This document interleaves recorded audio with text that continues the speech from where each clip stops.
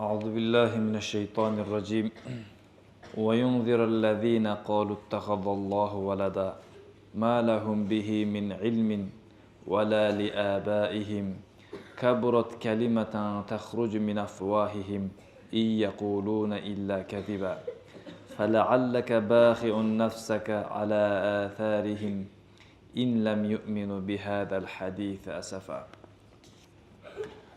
Allah Teala Kaf surasında Peygamber aleyhissalatu vesselamga kitep düşürdü. Jana oşol kitepti düşürgöndө aytıp жаткан. İmansızlardı eskertүү üçün, korkutuu üçün, mumunlardı sүйүнчүлөө üçün деп. Ошонун уландысы Allah Taala Kur'an-ı Kerim'de Peygamber aleyhissalatu vesselamga imansızlardı korkutup eskertүү üçün, жана амал кылган ыймандууларды сүйүнчүлөө үчүн, ошондой эле коркутуп эскертүү үчүн Аллахтын баласы бар деген адамдарды. Алардын бул айткан сөзгө илими жок жана аталарынын дагы.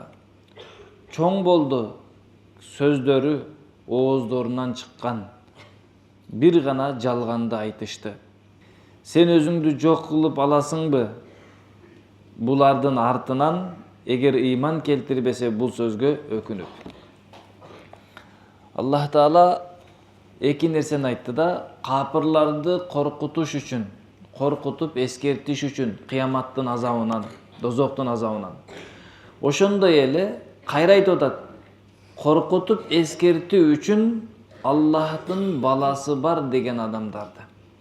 Дозокко түшүүчү инсандардын арасынан буларды өзгөчө бөлүп айткандыгынын себеби ошол доордо Пайгамбар алейхиссаламга динге каршылык кылган, ыйманы туура эмес, ишеништери туура эмес, ширк кылган үч түрдүү адамдар бар эле. Биринчиси, Алланын периштелерди Алланын кызы деп айтат эле меккеликтер.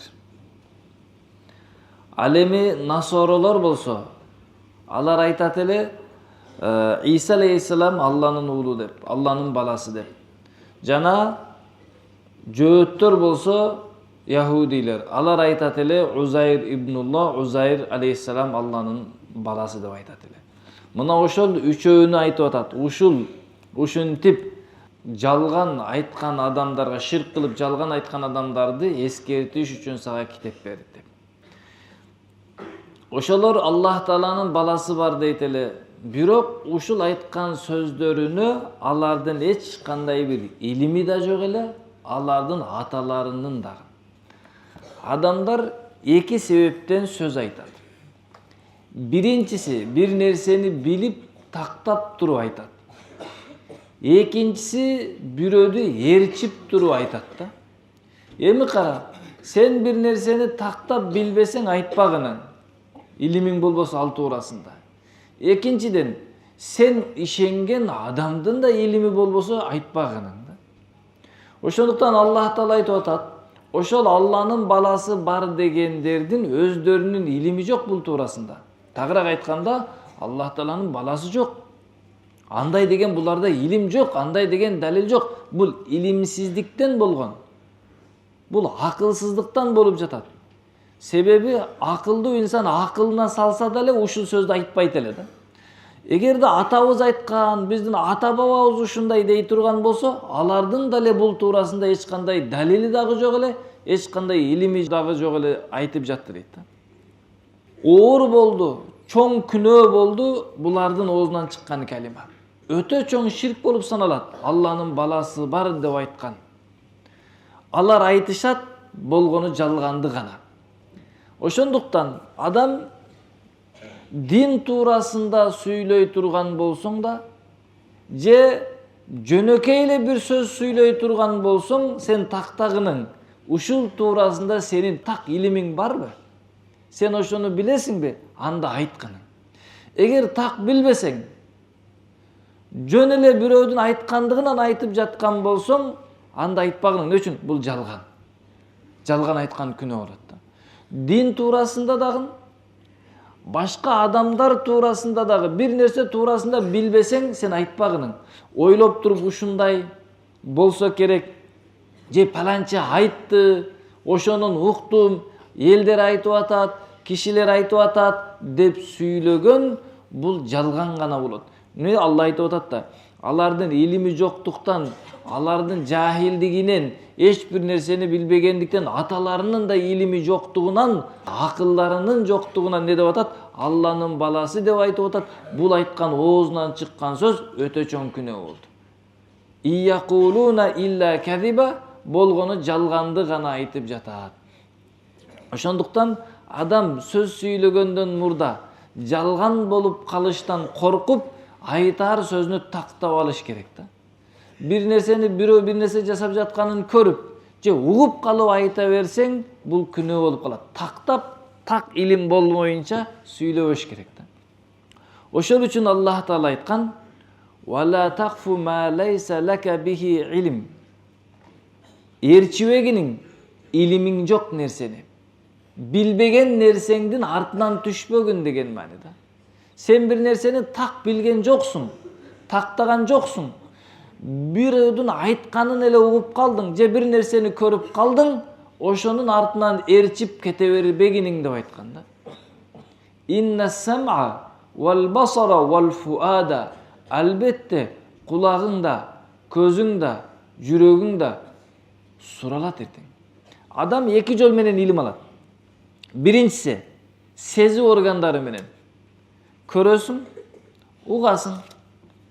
Экинчиси ойлонуп туруп айтасың. Акыл менен. Ошол жерде сен бир нерсени көрүп эле, же бир нерсени угуп туруп эле сүйлөп кое турган болсоң, эртең жооп берип каласың дейт. Бул жерде сенин кулагыңды, көзүңдү сурабайт кыяматта, ошонун ээсини сурайт. Ким бир нерсени көрүп туруп эле ушак кылып айтып кетти, ким бир нерсени угуп туруп тактабай сүйлөп кетти, эртең кыяматта ошого жооп берет экен да. Эми акыл менен дагы бир нерсени ойлоп туруп, оюң менен айтып жүгөрсөң, ага да жооп берет экенсиң. Себеби Аллах Таала тактамайынча, бир нерсени толук билмейинче сүйлөгөнгө уруксат берген эмес. Ошондуктан эмне кылыш керек? Динде илимиң жокпу, бир нерсени билбейсиңби? Ан ушундай болот деп айтпагының, билбеймин деп айтканың. Ошондуктан билбеймин деп айтканың, билбеген маселеңди, бул сенин илимдүү экениңдин белгиси. Эмне үчүн? Сен билбегениңди билген адам экенсиң да. Бир адамдар бар, билбейт, бирок билбегенин дагы билбейт дагы билем дей берет. Бул ушунчалык илимсиз, өзүнүн ким экенин да билбейт экен да. Ошол үчүн бир маселе сурап калса, ошону айтыш милдет эмес, таап бериш зарыл эмес сага. Билбейсиңби? Билбеймин, билгендерден сура дегениң. Билесиңби? Анда жашырбай айтканың да. Дин туурасында. Ал эми башка адамдар туурасында дагы оюңа келип, мен ушинтип ойлоп жатам деп айта берген дагы болбойт да. Аллах Таала күнөөдөн, ойлонгондон сактангыла, себеби кээ бир ойлор, күмөндөр, бирөөлөр туурасында күмөн кылгандан сактангыла, себеби кээ бир күмөндөр адамдардын бир күмөн кыла турган болсоң, ал күнөө болуп калат деген. Ошондуктан не деди? Булар Аллах Таалага жалган айтып, Аллах Таала тараптан не деди? Баласы бар деп айтышты дейт. Ал эми пайгамбар алейхиссалам, карагыла, Аллах Тааланын чыныгы душмандары экен буларчы. Аллах жалгыз кудуреттүү, ушунчалык кемчиликтен таза болгон улуу заттын баласы бар деп Аллага каршы сүйлөп, ширк кылып жатат да. Эми Алланын пайгамбары эмне кылып жатат десе, Аллах Таала айтат. Бул аяттын түшүндүрмөсү уламалар айтат. Сен өзүңдү өзүң жок кылып алба.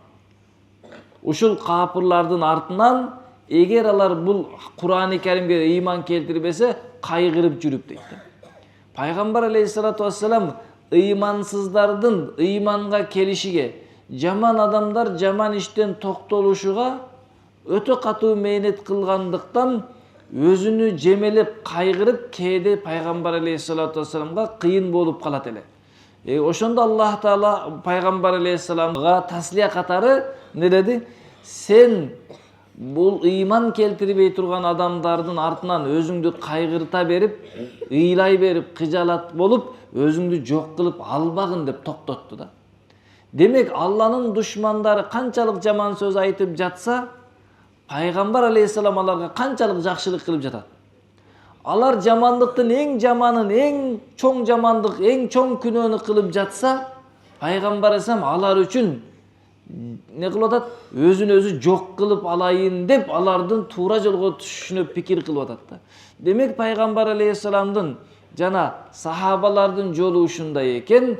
Канчалык Аллага, динге адамдар каршы сүйлөсө дале, биз аларга не кылат экенбиз? Өзүбүздүн бардык күчүбүздү жумшап, алардын туура жолго келишине, алардын бактылуу болушуна аракет жана пикир кылат экенбиз да. Ушул жерден Аллах Таала бизге көрсөтүп жатат. Не кылды? Пайгамбар алейхисалам ошончолук Алланын душмандарыга дагы, ошончолук ширк кылган инсандарга дагы эмне кылып атат? Өзүнүн жок болуп кетүүсүнө карабастан өкүнүп, кайгырып, ушулар момун болуп калса экен деп жатат да. Эми караңыздар. Ар бир адам өзүнүн жашоосуна пикир кылып ойлонот. Мен бактылуу болсом экен, мен жакшы жашасам экен депчи. Бирок башкалар бактылуу болсо экен, башкалар ийгиликке жетсе экен, башкалар ынтымактуу болсо экен деп пикир кылуу бул пайгамбар жана пайгамбар алейхисаламды ээрчигендердин жолунда гана болот да. Ошондуктан биздин жашообуз ушундай болуш керек, сахабаларга окшоп. Менин пайдам бүткүл эл жерге тийиш керек. Мен бардыгына пайда жеткизип жашаймын деген көз карашта. Менде эмне нерсе болсо, башкалардын пайдасы үчүн бергенге даярмын. Сахабалар акыркы тамагыны, акыркы суусуну дагы бергенге даяр эле башкаларга, ушулар бактылуу болсун деп. Ошол үчүн иншалла биз ушундай ниет кылалык. Пайгамбар алейхисаламдын жолун жолдоп, канчалык күнөөкөр инсандар болбосун, алардын бактылуу болушу үчүн өзүбүздүн бүткүл нерсебизди бергенге, алардын туура жолго түшүш үчүн колубуздан келген аракетти кылганга даярбыз да иншалла. Аллах баарыбызга ошого мүмкүнчүлүк берсин.